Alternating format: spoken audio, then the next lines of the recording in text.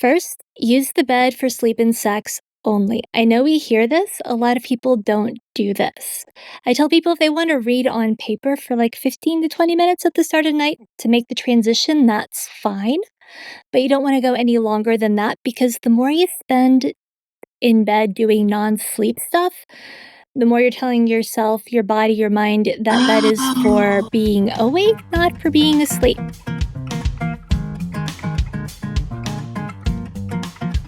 Hi, everyone. This is Diane Gilman, formerly the Queen of Jeans, but now the proud host of my podcast, Too Young to Be Old, which, by the way, is also the title of my second book. Well, I'm going to ask my audience a question.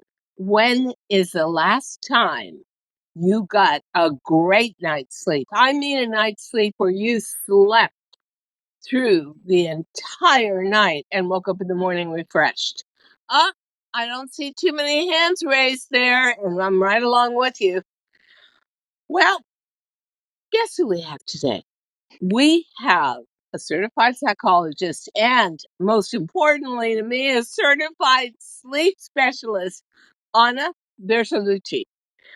Anna, I have to ask you, what is going on in America? They say 4 out of 5 Americans do not get enough sleep.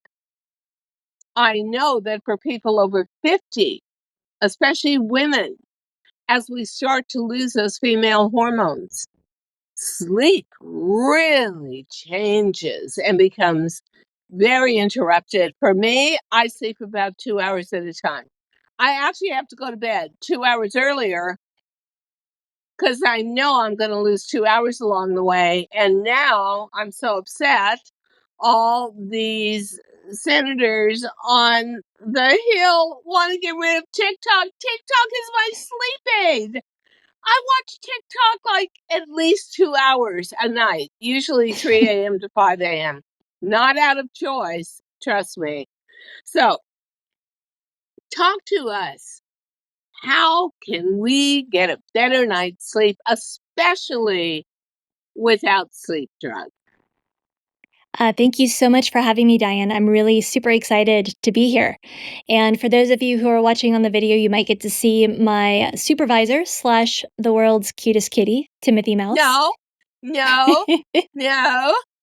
Excuse me. I happen to have possibly the world, the interstellar cutest kitty, Mr. Fuzzy, but all right.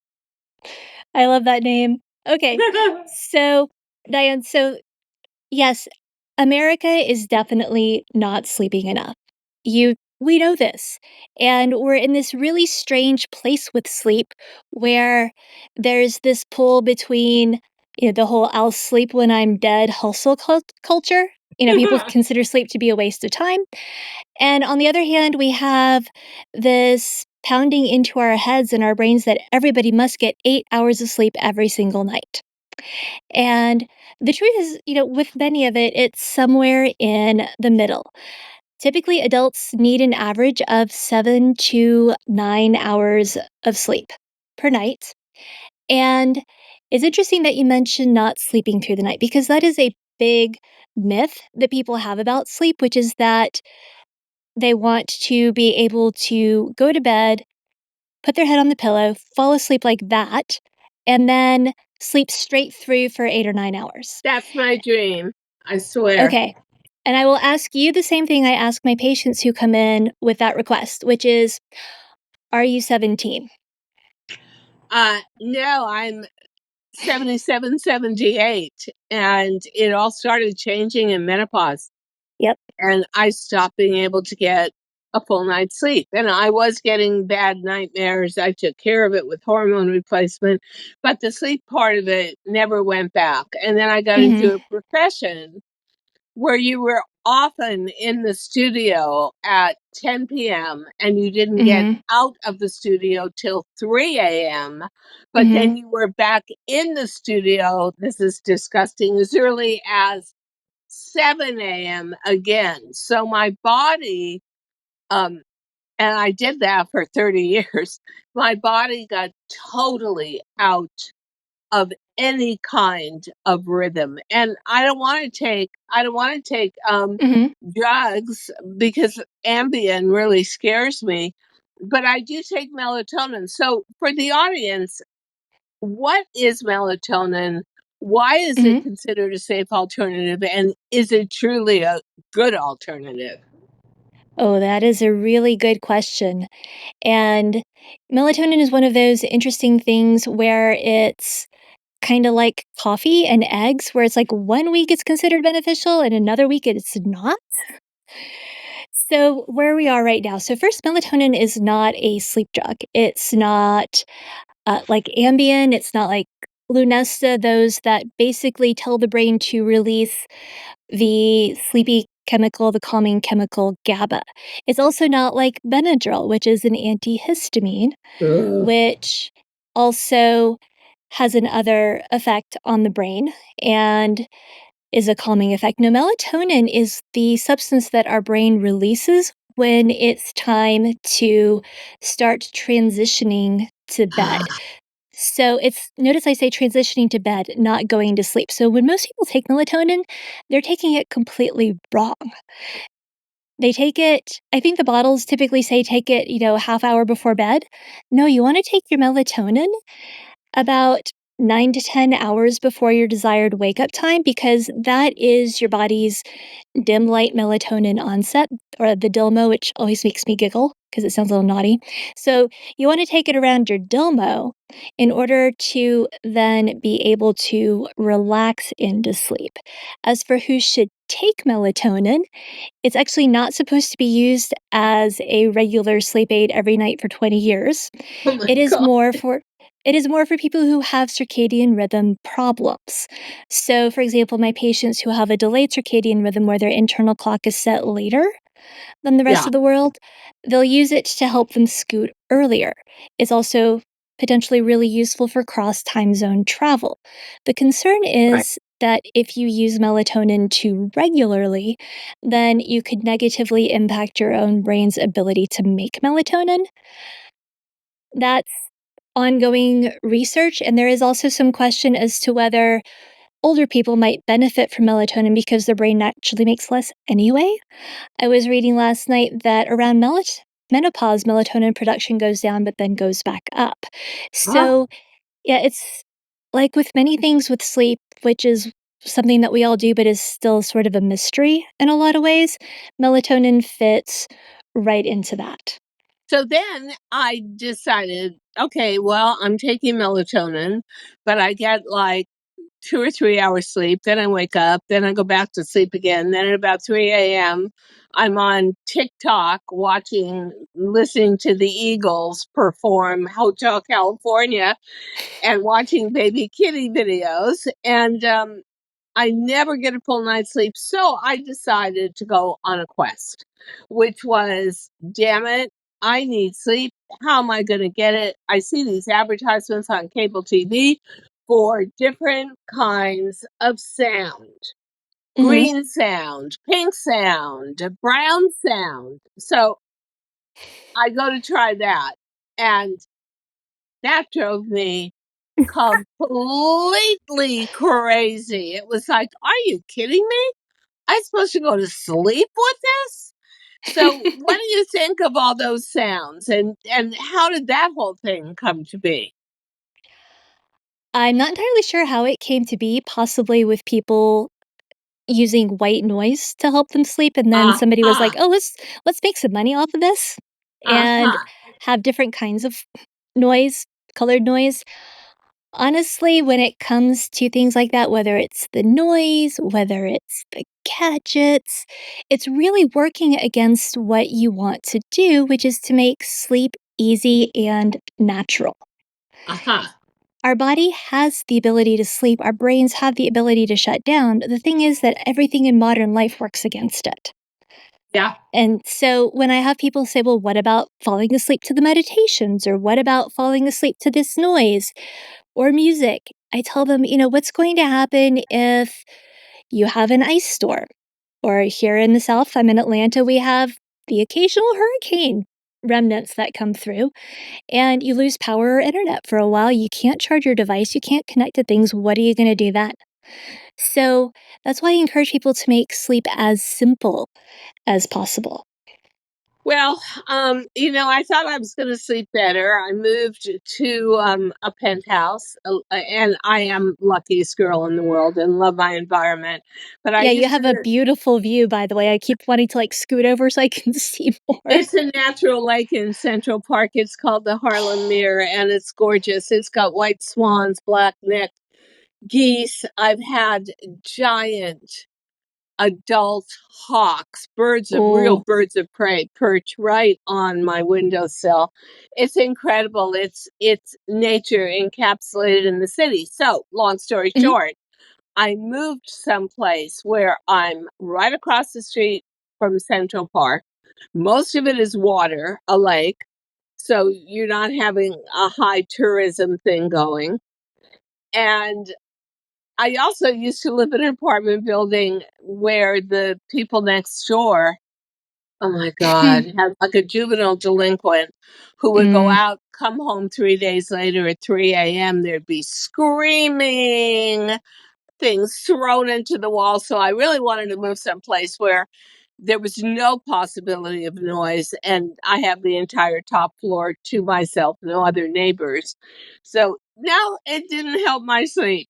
mhm. It just made it nicer to be awake in the middle of the night. But I'm wondering, and I'll bet you that part of our audience is too, are there foods that really promote sailing into sleep or staying asleep? Should there be something we should be eating in the evening that's going to help us?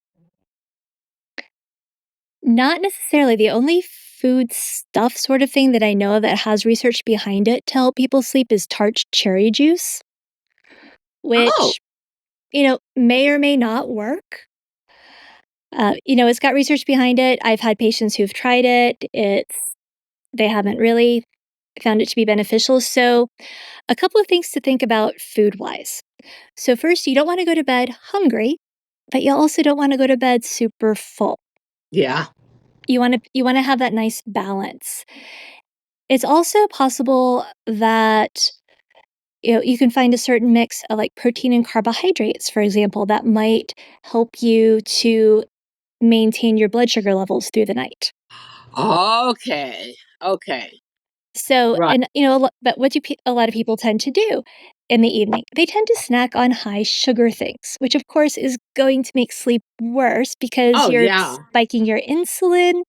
Your body isn't sure what it's supposed to be doing. And then the other thing that I caution people about is when it comes to things like intermittent fasting. A lot of times people will have their meal interval later in the day. That's me. However, there's a concern then that because you are not having breakfast, something first thing in the morning, what you're not doing is signaling to your body that, hey, now it's time to be awake. Because the two main things that help us be awake, the two main things that help us set our internal clock are the wavelength of sunlight, which unfortunately is also the wavelength of most of our screens, and eating. So, if you want to really anchor your wake up time, which will help to anchor your clock, you want to get up at the same time every day, eat, and get natural light. I do that. I definitely get up and I have one slice of bread with, organic manuka honey on it and really strong coffee at somewhere around 7 a.m. in the morning. Every Mhm, morning. I'm really like a creature of habit. Then we good. go to, oh, I'm sorry. And then I have my main meal before 2 p.m. And then that's the end of food for me. And that works for my body type. And I don't really feel that hungry anymore. Now I've gotten used to it. But I don't want to eat heavy meals at night. I have a problem with Mhm. digestion. And I also don't know that that heaviness is good for sleep. Oh, But no, definitely not. so I'm going to ask another question. Mhm. There is so much controversy around sleep and how to get the correct amount and the right type of sleep. So I hear two points of view with exercise. Mhm. The first is, oh, it's great. You're going to get all this blood circulation. You'll oxygenate your blood. That's going to help with the pain in my shoulder and my knee and whatever. And then I hear, no, don't exercise at night. That is a disaster. Now you're going to be more energized and have nowhere to put that energy. So, Anna, what is your take on exercise for sleep? That is a really interesting question because it is totally one of those it depends on the person. And so if you are somebody who is energized by exercise, then doing it later in the night and the evening might not be good. And indeed, the research on exercise and sleep shows that when they've studied this, that the best time to exercise for sleep is first thing in the morning, followed by lunchtime. However, a lot of us work regular day jobs, and there's a certain subset of us, and I'm like this, and I've had patients like this as well, where if we exercise first thing in the morning, we are shot for the rest of the day. We are toast. I'm exhausted. And so for us, exercising in the evening is actually better Huh. because that way we are actually getting ourselves tired and we are burning off some of that cortisol that might have built up through the day through various stresses and anxiety. So I tell my patients, that the best time to exercise is when it fits in your schedule. And if you can play with that and see what works best for you in your sleep, run your own personal experiments So, because brains are for weird. anybody who doesn't know what cortisol is, can you Mhm. explain that to us, please? Sure. Cortisol is a hormone that is released by the adrenal glands, which sit right on top of the kidneys. And cortisol is released to help us go into fight or flight. And so originally it was supposed to be okay, you're walking along, you see a predator, oh crap, gotta run. Cortisol floods our bodies. Yeah. And tells us to do things like, open up the peripheral blood vessels or sorry, contract the peripheral blood vessels, bring the blood to the core to the heart and lungs. So you can, run better. However, now we have cortisol releases with various stressors. So let's say somebody almost hits you when you're out walking. You're in New York. I'm sure that happens frequently. Here in Atlanta, it happens when we're driving because we're getting better. It's not a super walkable city at the moment. But then the cortisol doesn't really have anywhere to go because we're not running away from a predator. So the cortisol can build up and then interfere with sleep at night. So for some people, especially people who tend to be a little bit more type A, a little bit more anxious, then exercise in the evening can help to work some of that out. So, speaking of type A, how many types are there? And does each one of them get a specialized memo on how to get a better night's sleep? For instance, I definitely, just looking at all your notes, I fall into the super achiever Hmm. category. I want every day to be a spectacular day. I'm an adrenaline junkie. Hmm. I want some big event every day that basically is a cosmic pat on the shoulder saying, "Yes, Diane, good girl, you did it right." Um, but I don't ever think that, oh, naughty baby. I don't ever think that uh, particularly stressors from my performance anxiety don't make me sleep. Hmm. But, it runs through your mind. I will tell you that I'm also a total horror movie aficionado. And the other day I was watching the new True Detective with Jodie Hmm. Foster. And I mean, it doesn't get more horror. No, the horror in that, the scary parts of it, I just thought, you idiot, you watched this right before you went to sleep. And, all night long, I was just thinking, oh my God, what a scary world. Because That Mhm. show is really scary. Is that the norm? I mean, should we be watching something calm and like rom-com instead of horror before we go to sleep at night? Or that really what you watch and absorb does not make a difference or does? Okay, so there were a few questions in there. So first, I am not that familiar with the different types, in like A, B, whatever. So that I don't know. However, I can tell you that I do see a lot of people who would fall into that type A, and even if they are not type A, they are very highly achievement motivated. That's why I've written my book Better Sleep for the Overachiever. Yeah. And it only has one chapter on actual sleep tips, and the rest of the book is all about, okay, and then here's the stuff that happens in your brain during the day that might contribute to you not sleeping at night. And then as for what we watch during the evening, yes, it is typically best to keep things light and easy. And it's also best to have a pre bedtime routine that is relaxing and does not involve screens. Oh dear. I don't know about that. I Whoa. know. Yeah, half your audience or most of your audience just went like, "Oh, here we go again." Yeah. It's either the TV screen or it's the phone screen. It's TikTok. It's catching up Mhm, on fashion on Instagram. Whatever I'm doing, I am an entertainment junkie. I need that entertainment in front of me. And my feeling is what you plant in your brain right before you go to sleep is what's just going to keep on a loop. mhm. But I am going to ask you, as someone who always has a conflicted sleep, do you believe there are any safe drugs out there to choose from? Like, let's say I'm planning on going to Europe in November. I'm trying to get a trip together to Japan, sushi tasting, sushi and sashimi tasting throughout Japan. Oh my God, Ooh. so excited. But those, especially the Japan trip, that's a profound plane ride, and you are just Mhm. messed up for days. Anything besides melatonin that is non addictive, but generally very effective.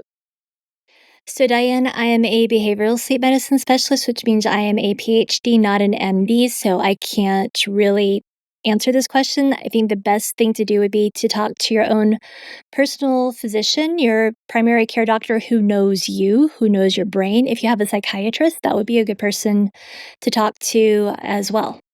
You know, I have a certain trepidation with that only because and it was funny, the FDA is about to okay a drug that is supposed to wipe away pain but be absolutely non-addictive, and I thought, well, yeah, that's what you guys said about Oxycontin. Mhm. And then we have that whole devolution into opioids.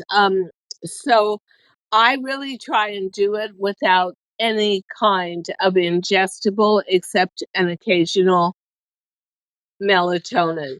What Mhm. happens to your body, Anna, when you're someone like me and you go to sleep at 10 p.m., but you wake up at midnight and then you kind of get back to sleep again? You wake up at 3 a.m. and then you know, no, I'm just going to sit here and think about things I shouldn't think about. So I'm going to go to TikTok and listen to music or watch baby cats. Or how does that interrupted sleep pattern affect what the benefits of sleep could be and should be if you could sail through the night on one dose of sleep?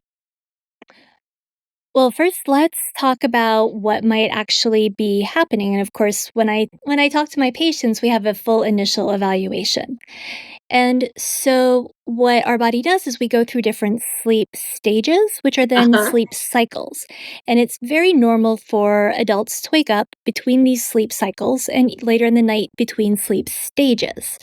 And Ah, so one thing that people will do is they'll freak out because they're awake during the night. However, that is a natural part of sleep. like So they're awake, awake, really awake. or The hope is that you wake up and then you roll over, you go back to sleep, or you wake up, you go Yeah. pee, then you go back to sleep. When it comes to being awake, that is potentially something that's going on with screens too close to bedtime because they activate the brain, so the brain isn't entirely able to shut down. Also, sleep in the screens in the middle of the night can make that worse. Also, what happens is that, yeah, when people extend their time in bed to try to force more sleep, you end up going to bed with a lower sleep drive. And just like your hunger drive or your sex drive, if you haven't done it for a while, you really want to do it and you want to do more of it, which is why in my profession we recommend not going to bed early to force sleep, only going to bed when you are truly struggling to keep your eyes open sleepy. And also, you know, compressing your sleep, although that's best done under the guidance of a behavioral sleep specialist. So we do something What called does that cognitive mean? a behavioral sleep Compressing. specialist. Oh, compressing. Yeah. So it would be, say, I'm in bed for 10 hours and I'm only asleep for 7.5 of those 10 hours, means that you Okay. would compress your sleep to a window of about 8 hours and say, "Okay, I'm only going to give myself 8 hours in bed." And are you going to see results right away? Maybe not, but the thing is you have to stick with it consistently. And that's what I hear I tried Mhm. that last night, actually. So I tried exercising longer and then going to bed and watching like maybe just an hour of TV, and it actually gave me a better night's sleep, I must say. I was sort of shocked by that.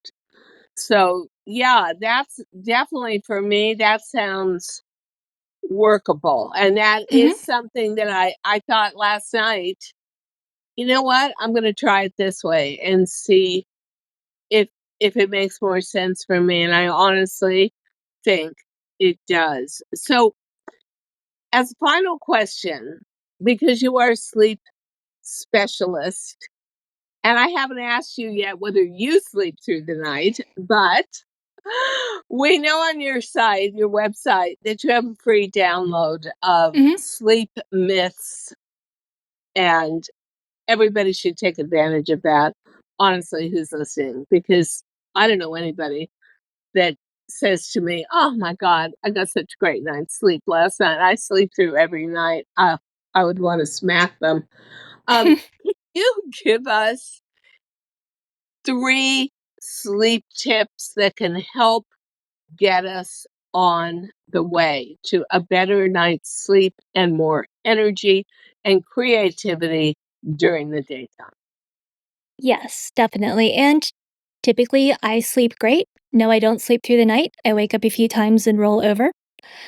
And I also have the occasional rough night like everybody does because it's part of being human. Right. So, 3 sleep tips. So, first, use the bed for sleep and sex only. I know we hear this, a lot of people don't do this. I tell people if they want to read on paper for like 15 to 20 minutes at the start of the night to make the transition, that's fine.